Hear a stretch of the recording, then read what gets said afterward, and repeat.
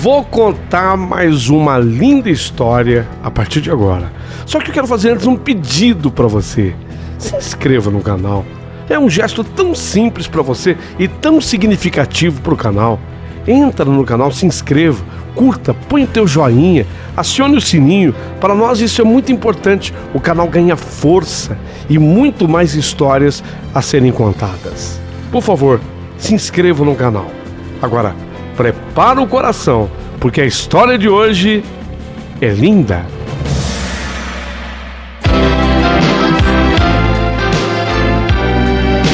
Rádio Emoção.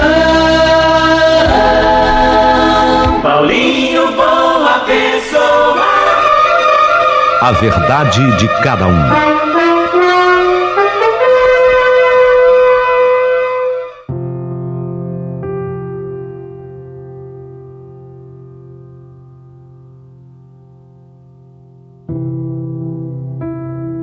Chegou o momento de você viver comigo aqui no canal uma história especial, aquela série que nós estamos criando dos grandes autores.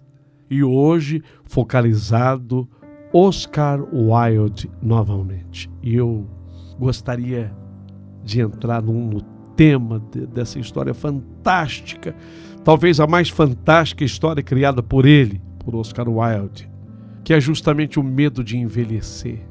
Pergunto para você, antes de eu entrar propriamente no conto, na história, eu queria te questionar, você tem medo de envelhecer?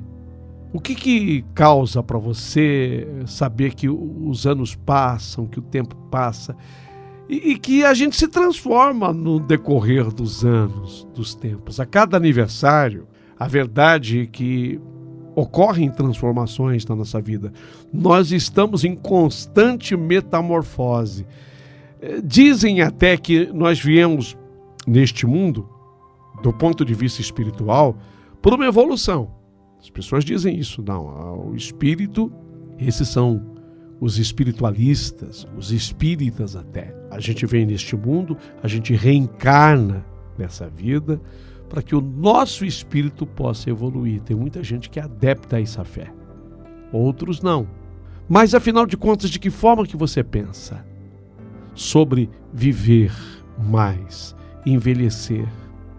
Há uma grande discussão hoje. Certa vez eu olhando a Maria Bethânia, ela se apresentando na televisão, tinha um monte de gente na minha casa e algumas pessoas disseram: nossa, como ficou ruim esse cabelo branco da Maria Bethânia. Eu não gostei, eu próprio. Porque esse cabelo branco da Maria Bethânia envelhece tanto. E a gente observava na artista que era exatamente a intenção dela, mostrar aquele cabelo branco. E o cabelo branco ele fica assim um pouco mais rebelde. Se a pessoa tem uma tendência a ter um cabelo rebelde, quando ele se embranquece, parece que ele fica mais rebelde ainda. Então as pessoas não gostaram do que viram. E nem eu próprio, para ser sincero, honesto. A gente às vezes gosta de uma maquiagem, né? Uma tintura de cabelo, de repente pode disfarçar uma velhice. Mas ela não. Maria Bethânia, personalíssima como ela é, assumia aquele seu cabelo branco diante do vídeo, das pessoas. Assim como aconteceu também com a Fafá de Belém, que assumiu o cabelo branco, e tantas outras artistas que o fizeram. Mas eu questiono para você, você acha legal mostrar a idade que realmente você tem?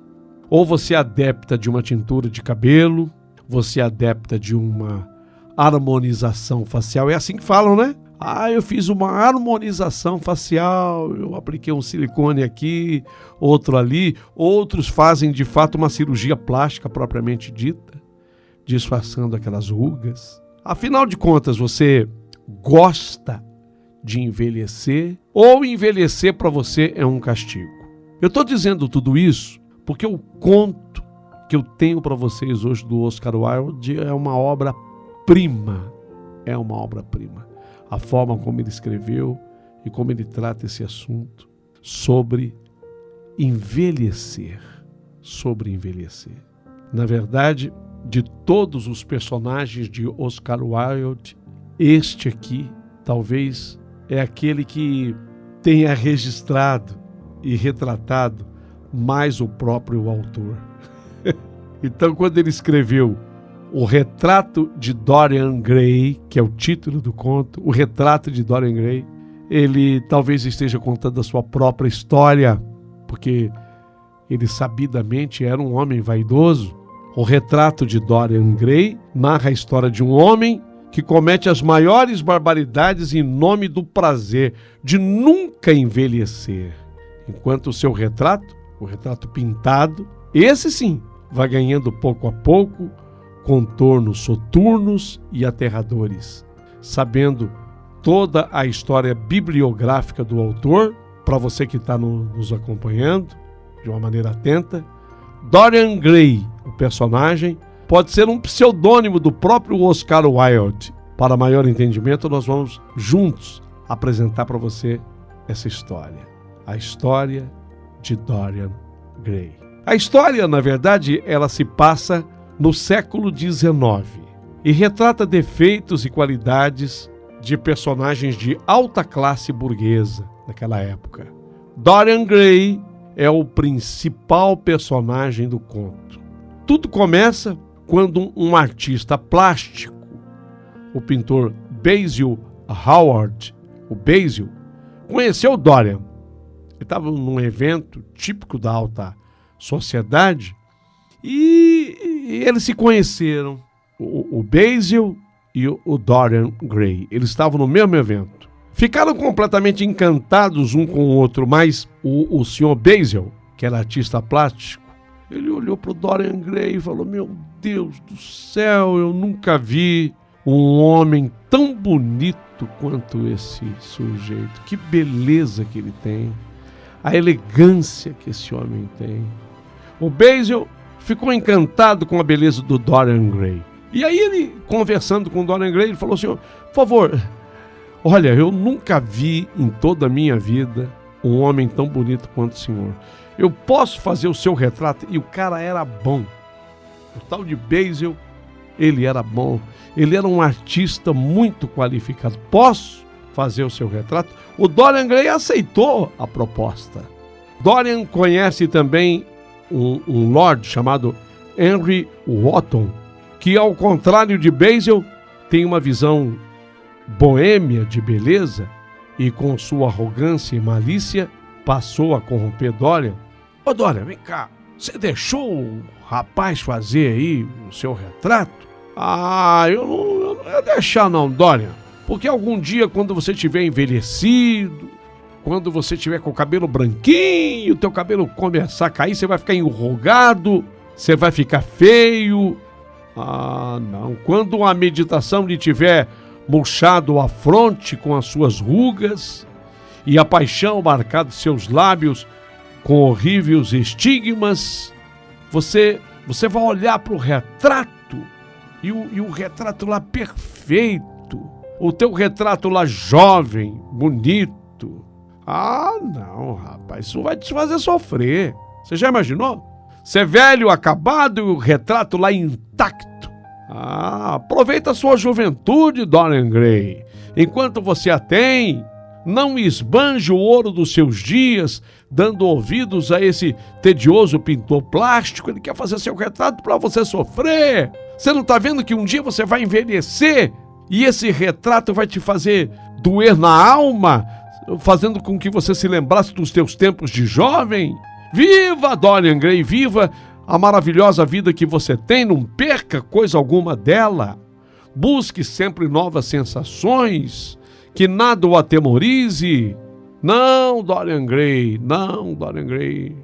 Não entra nessa, não, de ter o seu retrato pintado. Você não está vendo que esse retrato vai te fazer sofrer depois? Olha, o Dorian Gray, ele ficou pensativo, falou: puxa vida, eu acho que esse rapaz tem razão. Eu acho que esse rapaz tem razão. Eu vou sofrer muito porque meu retrato vai ficar pintado. E eu velho, né? Será que eu deixo esse rapaz pintar o meu retrato? Dorian Gray fica cismado com tudo que lhe dissera o Lorde. E aí o rapaz que ele já tinha autorizado a fazer o retrato aparece com o retrato pronto. Meu Deus do céu. O retrato ficou perfeito, ficou lindo, porque o rapaz pintou o Dorian Gray tal qual ele era, com toda a sua beleza. O Dorian Gray ficou até inebriado ao ver a sua beleza retratada ali, naquele quadro. Foi aí que ele, olhando para aquele retrato, o Dorian Gray teve uma ideia. Será que é possível vender a minha alma ao retrato em troca da juventude eterna? Só que eu gostaria de inverter. Eu tenho muito medo de envelhecer. Muito medo de envelhecer. Então, a partir de então, nessa combinação, nessa minha venda, o que eu quero? Eu quero que o retrato envelheça. O retrato fica velho e eu me mantenha sempre jovem, assim como eu sou. É possível? Eu vendo a minha alma para isso.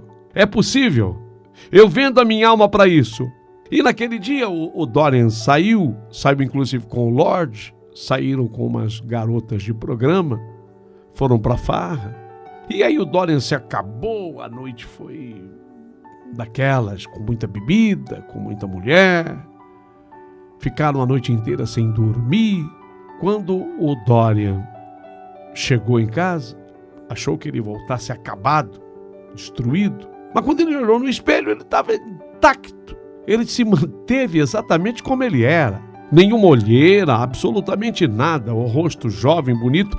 Mas quando ele olhou para o retrato, olha o retrato com as olheiras da noite, cansado. Falou, então a minha proposta de venda da alma deu certo, aceitaram. O meu retrato é que vai envelhecer. O meu retrato é que vai envelhecer e não eu mais. E aí, na medida que o tempo foi passando, ele foi percebendo que o retrato exposto na sala, a cada dia ganhava uma ruguinha nova, um cabelinho que ficava branco ali, um fio de cabelo que ficava branco, uma olheira que já não melhorava mais. E ele entende, o Dorian Gray, que o retrato de fato estava envelhecendo. Então ele, com vergonha do retrato, porque ele se mantinha jovem, ele se mantinha bonito, jovem, o retrato que envelhecia. E ele, com vergonha do retrato, pegou o retrato e tratou logo de escondê-lo dentro do quarto. Falou, o quê? Esse retrato aqui? Não. Eu não vou deixar mais exposto, não. Nisso, um fato marcante realmente acontece. É a sua relação com Sybil Vane, uma jovem de 17 anos de vida simples, que atua num teatro do subúrbio.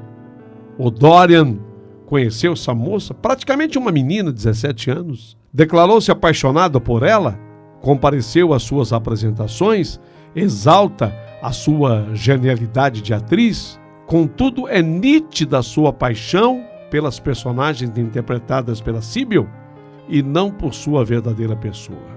Ao ser pedida em casamento por Dorian Gray, Sybil substitui a atuação pelo amor e decai a qualidade das suas apresentações, não entrando mais em seus personagens, mas interpretando a si própria com sua verdadeira face, com seu amor aparente e sentindo-se livre de suas antigas atribulações. Desse modo, ao presenciar tal fato, juntamente com os amigos que estão presentes nesse dia, Dorian sente-se traído e arrasado. Em seguida, com inflexibilidade e frieza, humilhou a Sybil, que, lançada a seus pés, desfaz as promessas de casamento e amor eterno e retira-se. Ela, abandonada ao chão, ao vazio, ela deu cabo à sua própria vida. A Sybil tirou a sua própria vida. Passado o ocorrido, Dorian observa o seu retrato novamente e visualiza no retrato novas transformações, novos contornos. Conforme comete maldades e atrocidades, o retrato ganha traços sombrios, rugas, deformidades, porém ele, a aparência física dele, permanece irretocável. Quem envelhecia era o retrato. Nesse sentido, vale destacar a evolução do nível de maledicência que ocorre com o personagem. À medida que transcorre a narrativa, sua bondade e inocência transfiguram-se em uma perversidade cada vez maior, até chegar a determinado ponto que ele adquire um imenso ódio pelo Basil. Ele odeia o Basil que havia pintado aquele retrato tão lindo, o Basil que sempre tentou ajudá-lo. E aí ele ganhou ódio pelo Basil, ficou com raiva do Basil, o criador do seu retrato. Aliás, o retrato, a essas alturas, já estava num estado deplorável, monstruoso, envelhecido, feio. Mas escondido. Ele não mostrava o retrato para ninguém. A impureza e o horror pareciam brotar de dentro. Em virtude de uma estranha vida interior, a lepra do pecado corroía lentamente aquele objeto, aquele retrato. A putrefação de um cadáver em um túmulo úmido não seria tão medonha como o que estava acontecendo com aquele retrato.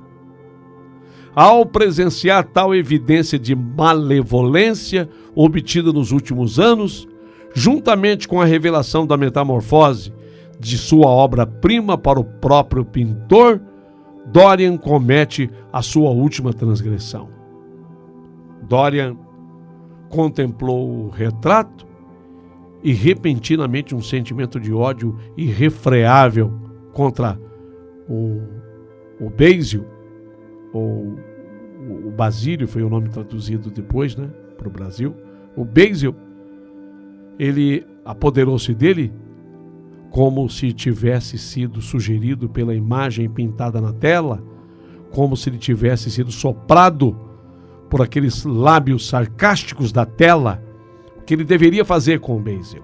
Com instintos enlouquecidos de uma fera acuada, Dorian pegou aquele homem, que era o Basil, o criador do retrato, foi até um cofre esmaltado diante dele, tirou daquele cofre um punhal.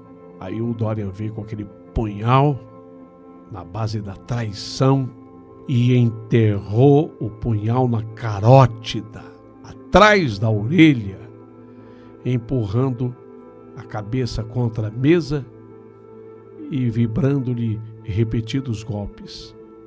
Fez-se ouvir um leve gemido e o ruído terrível de alguém que se afoga em sangue. Foi assim que Dorian Gray matou o criador do seu retrato. Matou Basil. E decide acabar também com o retrato. Pronto, matei o criador, agora vou matar o retrato. Vou acabar com a vida do retrato. Quando ele matasse o retrato, na verdade o Dorian Gray estaria matando o seu passado. Olha que coisa. Ele matando o retrato, ele mataria o passado.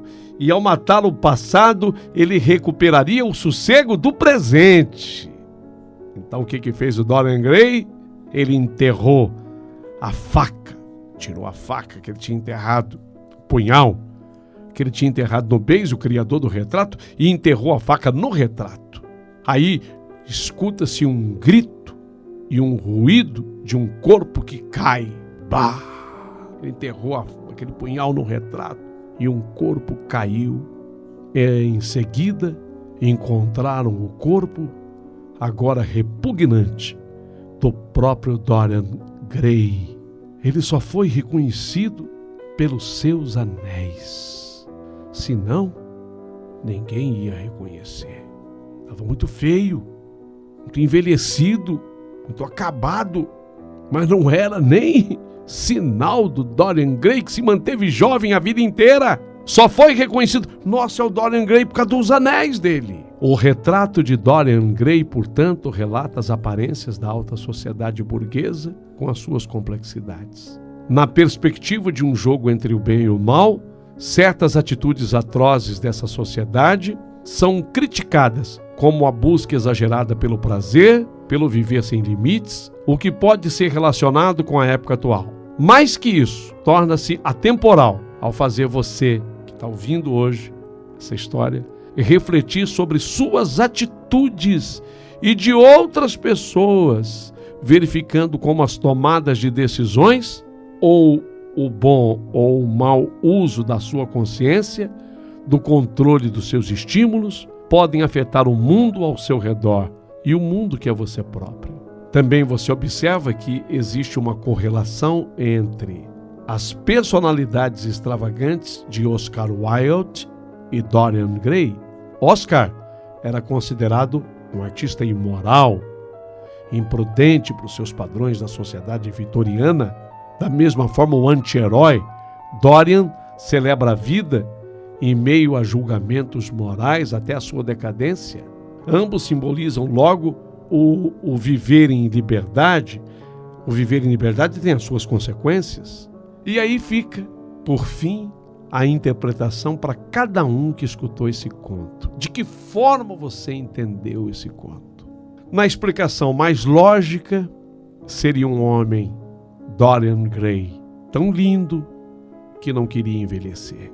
E por não desejar envelhecer, ele vendeu a sua alma para um retrato que envelhecia no seu lugar. Poderia ter ficado assim para sempre, mas ele não se conformou com a feiura do seu envelhecimento.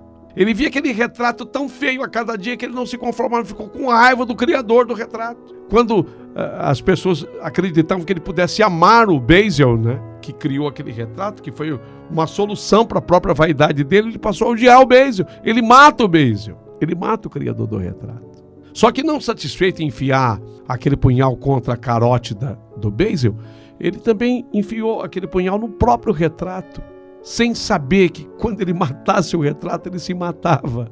Porque aquele retrato tinha vida, era a vida dele. Tem gente que interpreta esse conto assim, da pessoa que não sabe envelhecer. Aliás, quem é que sabe? A pessoa se vê sempre jovem, sempre jovem. E o dia que alguém lhe lembra sobre a realidade dele ter envelhecido, ele passa a odiar aquela pessoa. São muitas as interpretações desse conto. Belíssimo, escrito por Oscar Wilde. Mas eu não estou aqui para interpretar no seu lugar. Eu estou aqui apenas para contar o conto. Eu quero que você interprete. Agora, para que eu saiba da forma como você interpretou, eu quero ler o teu comentário. Eu quero.